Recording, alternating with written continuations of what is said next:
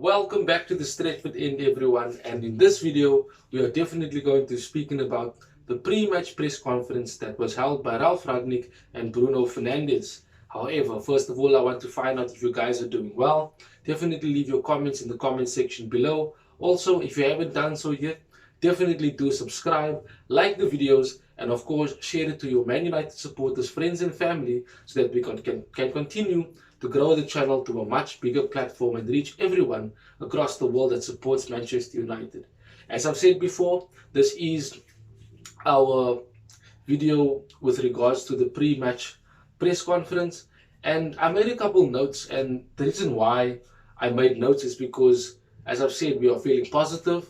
We are excited about the Champions League game tomorrow, and of course we have much to look forward to. Of course we have the Mr. Champions League in our team in Cristiano Ronaldo, and of course Raphael Varane as well, who has also done well in the Champions League, hence the reason why people go around calling him Champions League Varane. But the press conference seemed to excite me even more. It seemed very confident by Bruno and Rangnick. It seemed very assertive. It seemed very relaxed.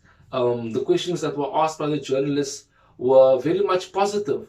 Even though here and there they did try to maybe catch Bruno and Rangnick out to make them, say something bad about the team or to badmouth one of the teammates or the players in Rangnick's case, but they did quite well. Bruno answered, quite assertively, and Rangnick ensured that, there were no loopholes for them to use, and I think that's, probably because of the media advisor that was appointed for him a couple, weeks ago, and that basically helps him speak to the media and also helps him to understand the kinds of questions that they might ask to put them, at an advantage, and you as the coach or the player at a disadvantage when being interviewed for a pre-match or a post-match conference. So moving along to the first one, I want to speak about the fact that Rangnick said Cavani is not available for the trip to Atletico. And here's why I think this is concerning. He hasn't played for a while. He hasn't shown any good form of late when he has played, and he seemed to be a bit slow. And this is evident ever since, the January window where Barcelona was chasing him. They instead, decided to go with Aubameyang. But Cavani had his mind set on, playing regularly, testing himself in Spain, wanted to go to Barcelona. There were rumors stating that he was going to leave, but, in a much better world, he stayed. We still have, Eddie Cavani at the club, but he hasn't really shown himself as of late, and I think there is deeper reasons as to why he hasn't been playing well and also why he hasn't been starting or been available. And of course, we know the age-old thing that most managers will say that they are injured, they're not fit enough, etc. But sometimes this is just a ploy to make us, think that, okay, he's injured, you don't have to worry about him. But in actual fact, there could be something else going on. Maybe he feels, that since Ronaldo came to the club, he's not the main man. We all know that Ronaldo asked for his number 7 and Cavani gave it up, generously and willingly. But did he really want to do that? Did he really want to, give away being the main man at United up front? And I think for him, it's difficult to, try and be himself when everything is aimed at Ronaldo. When they play together up front, everyone tries to get the ball to Ronaldo first, and, he'd maybe try and be there for his famous tap-ins and, looking for scraps after the ball is saved or after it deflects, but it is concerning that Cavani is not there. It leaves us with one man short up front. We have done well without him, but of course we'd be better with him, especially in Champions League games, especially against a defense like Atletico Madrid, where we would try and put the ball in the box and we would try and find him for his intelligent runs that he makes, and of course the space that he would make for himself to get an opportunity to score. And as I've said, it's concerning to me personally because I'm a huge Edison Cavani fan. I was quite excited when he signed for the club because I know what type of striker he is. I know the type of class that he is. And it is difficult for me to see that he's not playing as of late. But hopefully, in the game against Watford coming up at the weekend, we will basically hopefully see Edison Cavani back. And, he will take the time now to rest. And if it is to be true that he is injured, then of course, we can easily hope that he will be, fit and available for the game against Watford. But as Rangnick said, he's not available for the trip against Atletico. Therefore, he will not be traveling with the squad. Moving along, questions were asked to Bruno, and they basically asked Bruno what he thinks of the team as of late and the performances. And Bruno stated very clearly and assertively, as I've said before, that we played well even when we didn't win. And this was evident, in the games that we drew, where we were pegged back after halftime, with the 1-1 scoreline. And this basically was quite, great to hear by Bruno. And it basically, shows his mentality, the winning mentality that he has, the strong character and mental strength that he has, when he is on the pitch and also off the pitch. It is an elite mentality that only players, in my opinion, that Ronaldo has, Cavani has, Sancho has, Bruno, De Gea, Varane, those type of players have elite mentalities and they prepare themselves well for games. And they know for the fact that even though we don't win sometimes, we can and definitely do perform well in these instances. Bruno also said that winning games breeds confidence. As I said in my previous video with the pre-match to the Champions League, which is the preview from the Stretford end, definitely go and check that out if you haven't seen it already. Just a bit of a check-in. If you haven't subscribed yet, definitely do hit that subscribe button. Hit the notification bell so that you can definitely know exactly when the Stretford end uploads new videos. And of course, continue to follow us on TikTok, Twitter, and on Instagram, as these are the various other social media channels that we have in order to grow the Stretford end and also get it right across the world, reaching every single Manchester United supporter. Moving along, he also says that we need to stick to the plan that the coach and the coaching staff, puts out for the team. And this is true. We have seen in second half of games, and sometimes even in the first half, where we don't stick to plan, we don't do what is expected, we don't close down quick enough, we don't press, we allow them to play through us, and we look shaky at the back, and we have paid the price many occasions because of this lack of intensity, this lack of focus. But as Bruno said in the press conference, we need to stick to the plan because the coaches know exactly what they are doing and put out these tactics. And it has been evident, especially in the game against Leeds, where Ralph Rangnick made positive changes, allowing us to go forward and win the game. So very, very good answer by Bruno on that. He also said that the journalist basically asked him, is there a truth in the fact that the dressing room is divided? And the first thing he mentioned is saying that, Sancho celebrating just like he does, kind of shows team spirit, togetherness, camaraderie. And it was also similar to when he basically made mention of the fact that he hit Maguire on his head and said that finally you scored with this big head of yours. That's banter. That's team spirit. That is how the team basically gets along. That is how they grow together and become a family, in a footballing sense. And I think that basically was a pure classy answer to the journalists and to anyone out there spreading rumors about the dressing room of Manchester United being divided. Quite brilliant by Bruno Fernandes. Moving along, they basically asked Rangnick how under him the team spirit and the fighting spirit has improved. And he basically said that this was evidently shown in games prior to the Leeds game, but also more so in the Leeds game, that the team is now gaining confidence.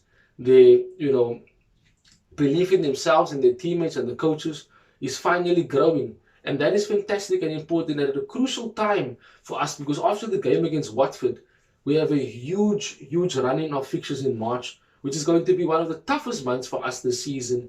And hopefully we can come through that month with a very, very good performance rating for most of those games and also get as much points as we can. And especially, with having Atletico Madrid in the second leg, we definitely do want to ensure that we have a good performance tomorrow night so that we can go back to Old Trafford for the second leg feeling confident and also having an advantage, for the second leg against Atletico Madrid at Old Trafford.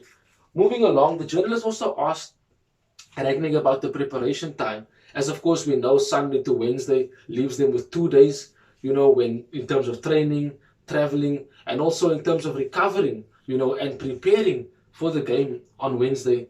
And Rangnick basically said that That's why the changes were made against Leeds, so that certain players can get rested and recover even more. Whereas those that did play and might perhaps play tomorrow night, they were definitely focused on them recovering rather than them actually, taking part in strenuous training, and also ensuring that they are fit, and fully ready for the game against Atletico Madrid.